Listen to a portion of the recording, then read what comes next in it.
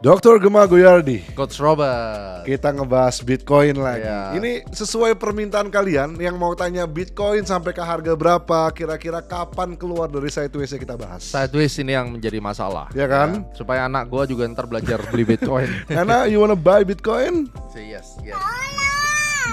No.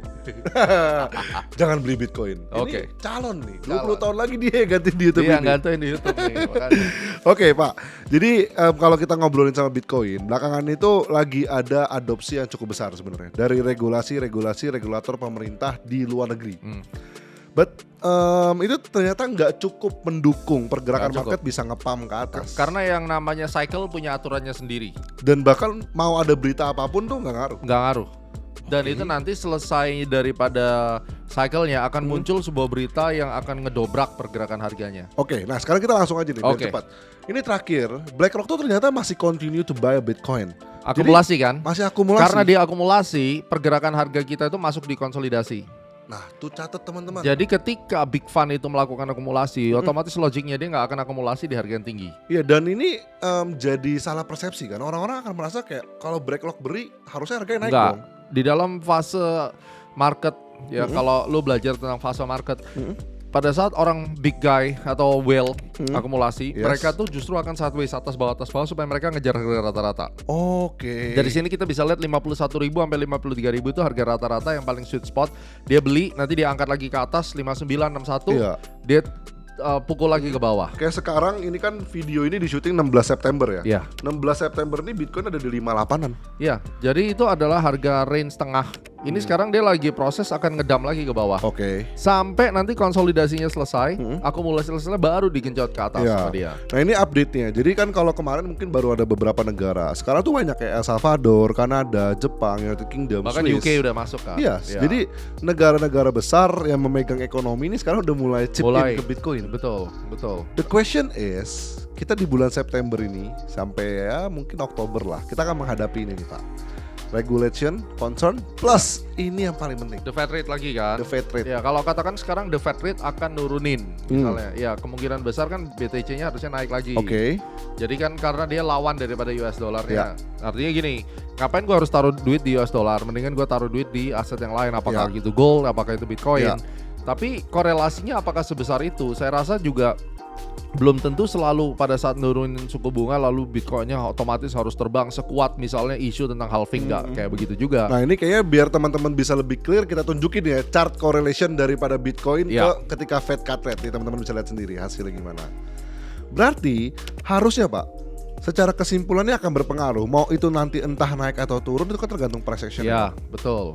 Cuma kan sekarang kan kita bicara apakah dia signifikansinya langsung seperti forex market ataupun gold market, itu yang kita tanda tanya, belum tentu juga. Belum tentu juga. Karena kan yes. mereka punya dunianya sendiri. Tapi secara umum ya harusnya ketika US dollar itu tidak lagi menjadi primadona untuk menaruh duit karena interest rate-nya turun, dia pindah ke aset yang lain. Salah satunya adalah BTC. Berarti sekarang harga yang cukup terbaik untuk beli BTC. Harga 5253 kalau lu bisa dapat di situ itu adalah good spot sebenarnya. Good spot kan. Dan itu selama dia masih masuk dalam konsolidasi, ntar akan gua bahas time tradingnya kurang lebih konsolidasi atau sideways ini berakhir kapan. Ya. Dia akan tektok atas bawah. Nah, atas bawah ini lu manfaatin untuk trading. Apalagi polanya DBW. Polanya descending broadening wedge. Ini Yes. yang penting banget untuk lo ketahui. Kalau kita sudah dapat weekly trend DBW, dia tuh akan masuk di dalam trend bullish gede pada akhirnya.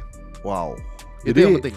Sebenarnya ini trader lagi diuji di fase akumulasi. Lu tahan Iya. nggak sama gue gitu? Fase konsolidasi ini ya, jadi akumulasi lah distribusi itu selalu akan membuat sebuah consolidation, harga itu akan sideways besar dan flat.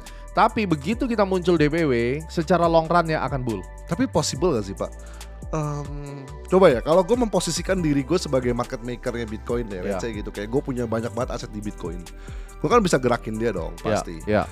Ketika orang-orang lagi pada optimis, ini kan semua orang pasti optimis. Sekarang orang bukan optimis nih, orang lagi hopeless nih. Oh iya kemarin kena sideways. Tapi Ya. maksudku harusnya kalau gue sebagai market maker, daripada gue akumulasi naik ke atas, ini kan sekarang lagi sideways di atas tuh.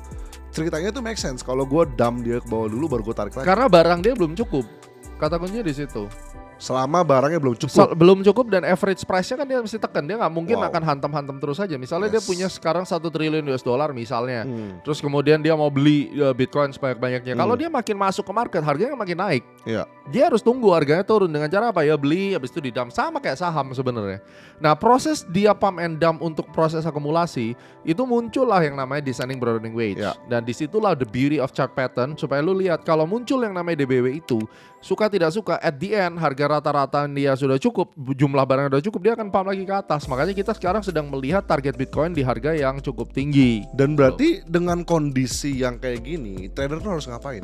Trader harus tahu, oh gua lagi di fase akumulasi. Yes. Pergerakan harga akan sideways range atas bawah. Yes. Maka dia harus ngerti area sweet spot si Will ini akan masuk di market itu dari harga berapa. Kalau gue lihat dalam 2-3 bulan terakhir itu 51 sampai 53 ribu itu adalah area akumulasi keras. Catat keras. Artinya pada saat harga muncul di area-area tersebut dia nggak akan lebih dari seminggu, harga akan naik lagi sampai 59.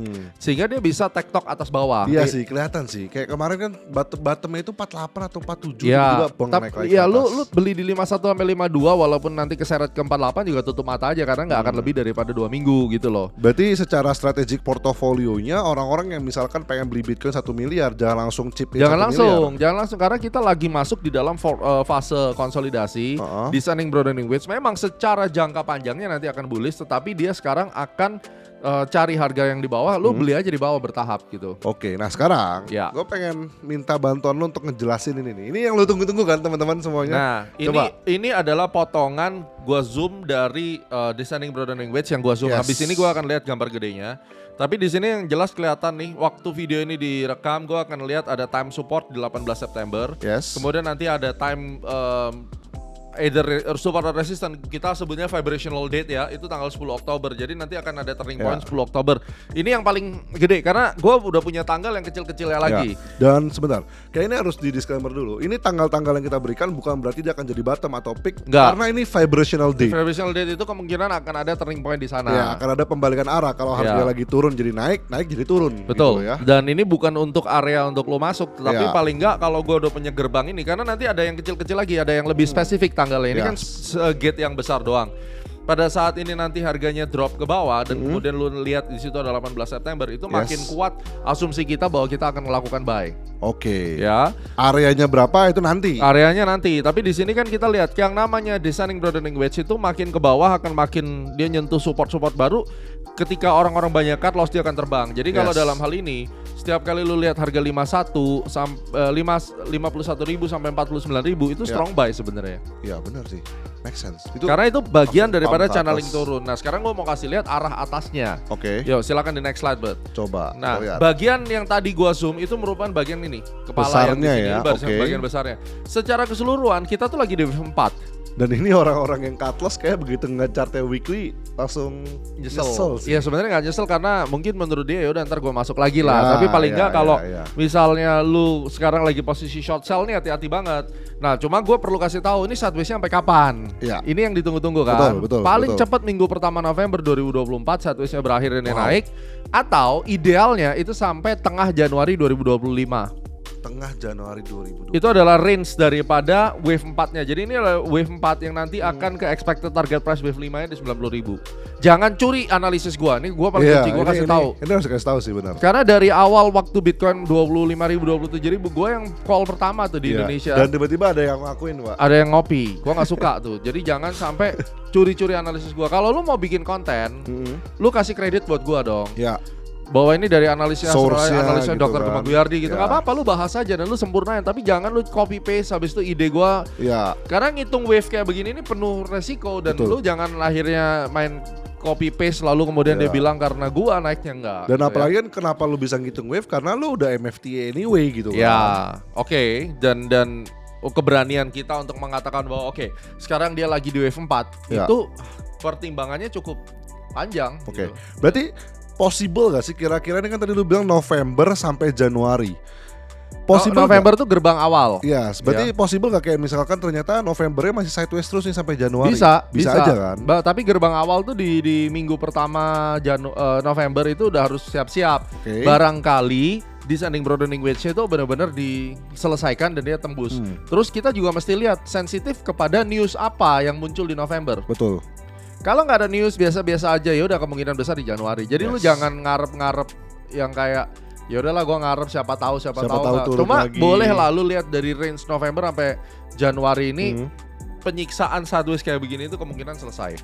Nah, tapi gini, selesainya bisa jadi selesainya dia lanjut jebol ke bawah loh. Bener. Karena konsolidasi kan, gue bilang konsolidasi selesai kan nggak harus ke atas. Bisa jadi dia lanjut ke bawah dan descending broadening wedge ini batal. Tapi probability-nya mungkin cuma 20%. Itulah kenapa ada invalidation level. Ya, invalidation itu artinya kalau dia lewat dari 31.000 ya itu larinya jadi new bearish moment. Gue nggak ngerti. Tapi segala sesuatu kan ada probability. Berapa besar sih kemungkinannya jadi kayak begitu? Gue pikir sih 75% ke atas. 75% Sisanya ke atas. tuh mungkin ya kita mesti siapin lah. Nggak ada yang sempurna kan. Betul. Tapi kan kita harus selalu berada pada highest probability kalau misalnya kita mau trade gitu. Apalagi kalau DBW itu ini kan kayak ruang hampa kan. Ya. Makin lama makin lebar nih. Itu namanya oscillation. Yes. Ya, kalau kalian belajar technical analysis yang benar, itu namanya oscillationnya makin hari makin besar. Iya. Jadi makin dekat pada akhirnya, makin dekat pada akhir sideways, dia makin nge-break support. Iya. Dan dia jadinya bearish ujung-ujungnya. Hati-hati. Takutnya gitu. Lu akan lihat itu sebagai bearish, giliran lu short sell atau lu cut loss ditarik ke Tarik ke atas. atas. Itu rahasia daripada DPW. Nah, jadi di balik analisis kita tetap pasti ada rahasia. Nah, jadi gimana caranya kalau lu mau belajar tentang DBW khusus untuk Bitcoin? Lu bisa video chart pattern series wedge. Ini lihat nih. Nah, ini video murah banget cuma 249.000. Kalian yang belum mengerti tentang karakter dari wedge, pelajari video ini pasti langsung bisa karena ini memang dibuat untuk orang yang minimum budget ya, masih belajar-belajar. Pelajarin ini aja. Jadi atau enggak kalau misalkan lu mau belajar spesifik Bitcoin, lu beli price action trading Bitcoin. ya, Itu kan yang udah kita develop sangat-sangat susah. benar. Price action trading Bitcoin. Silakan kalian nikmatin dan cuma punya 2 ini aja kalian bisa ngejawab apa sih yang sebenarnya terjadi di sini. Tapi gitu. gue pengen sekalian announce ya Pak. Ya. Kayaknya ini di luaran sana masih banyak orang yang belum tahu tentang project besar kita di balik analisis Bitcoin. Go ahead. Mungkin kalian belakangan ini kayak ngerasa kayak kenapa sih Gemak tiba-tiba bahas Bitcoin? Karena kita punya project besar guys. Kita punya Orbi Crypto Club. Nah, itu dia Orbi Crypto Club guys. Jadi Orbi Crypto Club itu ya Orbi intinya dia partner sama Astronaci, di mana Astronaci diminta untuk supply research-nya, di mana Astronaci minta untuk supply edukasinya. Jadi Orbi Crypto Club ini tujuannya simple. Gua akan kasih trading plan 3 kali dalam waktu 1 minggu. Mantap, 3 kali Itu seminggu. goals-nya. Dan setiap hari kita update daily news-nya itu seperti apa. Oke. Karena orang-orang yang trading crypto, gue pasti sadar lah, orang-orang pasti peka juga. Kalian tuh setiap hari pasti ngeliatin news. Ya. News Bitcoin lah, atau news dolar lah, news apapun pasti disangkutin. Itulah kenapa news yang kita share di Orbi Crypto Club ini semua udah kita sortir sampai kita kasih tahu dampaknya apa ke market. Luar biasa. Jadi lu udah ada interpretasinya kayak tadi Betul. kan gue ngomong kan November lu tungguin newsnya. Yes. Ya, jadi nanti November kalau lu tergabung di Orbi Crypto Club, which is itu gratis dan lu cuma perlu jadi nasabah di Orbi Trade. Betul. Ya, dan lu habis jadi nasabah tinggal subscribe ke Orbi Crypto Club channel kita. Nah, nanti lu kan dikasih tahu ini November nih bau-baunya bakal ada news yang akan ngeledakin harga gitu. Soalnya kayak gini nih, dikasih roadmap kayak gini nih. Nah, Jadi wah, teman-teman dapat PDF reportnya dari Orbi Crypto Club ya. Kalau udah bicaranya partner sama asuransi pasti keren lah Pak. Pasti. Kita kasih tahu juga Fear and Greed Index-nya apa. Ya ini sebenarnya Fear and Greed Index untuk jadi pendukung daripada analisisnya. Tapi tetap namanya Astronaci itu base-nya adalah time trading. Jadi di sini mungkin kita nggak akan buka-bukaan lah time trading, tapi namanya kita kasih research pasti kita hitung juga time trading. Mantap. Jadi pastikan kalian beli videonya karena dari video ini kalian bisa ngerti apa yang gue omongin lebih lanjut. Betul. Dan nanti kita akan bahas analisis trading plan-nya di Orbi Crypto Club. Saya Roberto Setia Dan saya Dr. Gemma Guyardi. Market Merah, Ingat Astronaci, salam time trading. trading.